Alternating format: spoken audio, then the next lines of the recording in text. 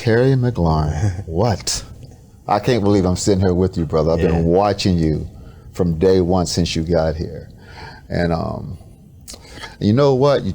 You're starting to intrude on my numbers, man. You're surpassing me. And that's the best thing I've ever heard. So it's a pleasure to meet you, man. Tell me a little bit about today and what you're feeling. First of all, it's great just to be sitting with you and we're talking, and you're one of the great receivers that's played in this franchise. So just to be mentioned in the conversations with you is humbling for me. So I appreciate that. And this is a really exciting day. You know what I mean? Like, coming from a player, you know how hard it is to get to this moment. You know what I mean? And a lot of people think just when you first get drafted, that's the end all be all, and it's a great day, but that's when the real work starts. And to be drafted to this organization and to be able to become a leader early in my career and to be able to be productive and things like that, it's a testament to the hard work and that I've been able to put in and the support that I've had. So to be able to share this with my family is just, it brings it all together. You know what I mean? It makes those days where you don't necessarily know sometimes, or you kind of have those setbacks and you just keep grinding through it. You know what I mean? You keep praying through it, you keep working through it, and you lean on your support system. And to finally be at this moment, it's kind of like an exhale to a certain degree. But my mindset is kind of like, okay, now that this has happened, I'm just ready to get back to work and show that I can improve my game and get us to where we need to be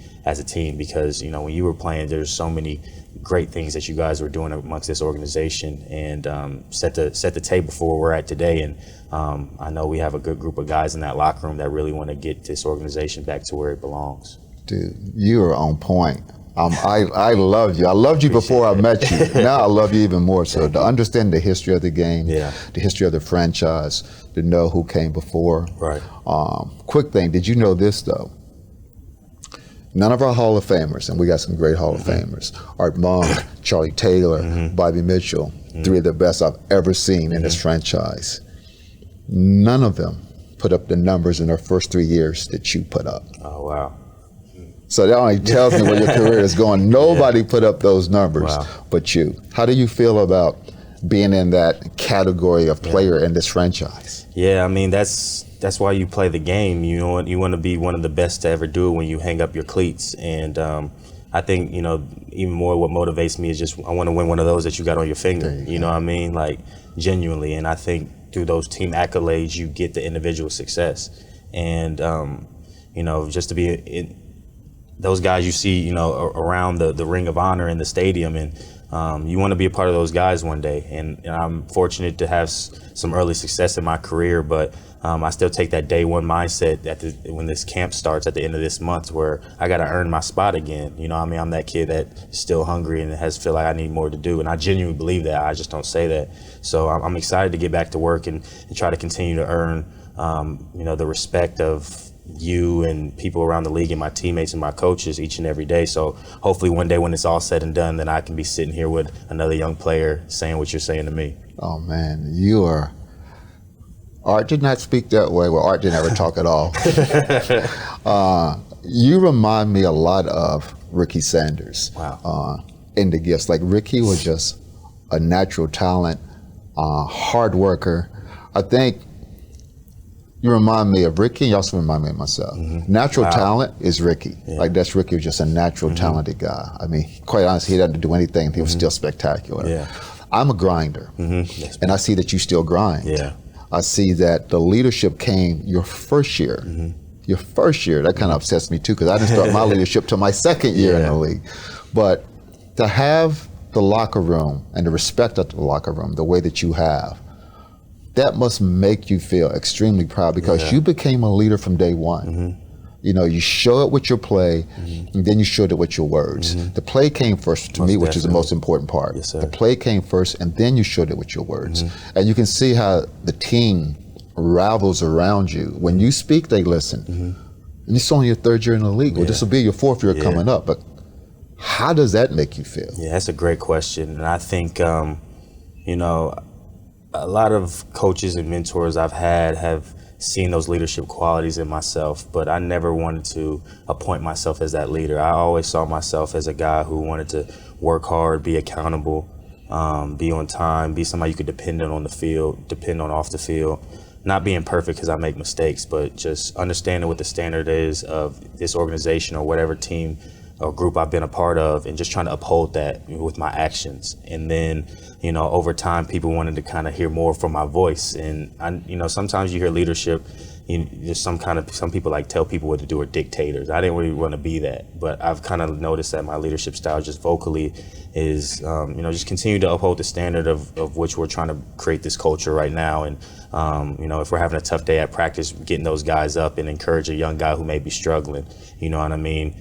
Picking myself up when I may not be making the plays I need to be making in practice and showing the consistency, because, to whom much is given, much is expected. Yes. And you have to bring it every day as a leader, you know Yes. what I mean? And you can't pick and choose your days. And I'm still growing and learning. I think I was very fortunate my first year to learn from a lot of great guys, having Ike Hilliard to be my receiver coach at the time, Morgan Moses, Case Keenum, Vernon Davis, Adrian Peterson. Like, I got to learn from some OGs, that's what I call them, you know what I mean? And who've been around and had a lot of great success. So I really got to learn early when I was here to see what it looks like, what a leader looks like, what that feels like, how guys respect that and respond to that. And I wanted to just be myself. And I think I've just continued to try to grow in that role. And, I think with the other leaders that we have, I don't think it's just me. I think it's really nice to have another group of guys that you could depend on to help lead this group, because everybody has different leadership styles, but you put them all together and you have a great group. So I'm just looking to try to continue to earn that respect from them each and every day. You know what I mean? So they know that Terry's going to be dependable. We also know he has our back and he's going to give us everything he got from first day of camp to the last day of the season. And, that's so nice to hear, because when I played, the general public, they believe that the quarterback's the leader, the middle linebacker's the leader, safety a leader. They look at it position way. Right. But what we found that when we won, it was because we had 8 to 10 leaders on the field that all the players will look up to and understand. Like, what I loved about what you just said is you can have somebody come pick you up and you can go pick somebody else up, and you can complain to somebody can complain to you, and it's not taken out of context. They're not mad about it. You'd be like, yeah, I got to get my butt in gear. I got to get going. And that's so nice to hear that the leadership is starting to fold and turn that way. Definitely. So I love what the direction that the team's going to be going.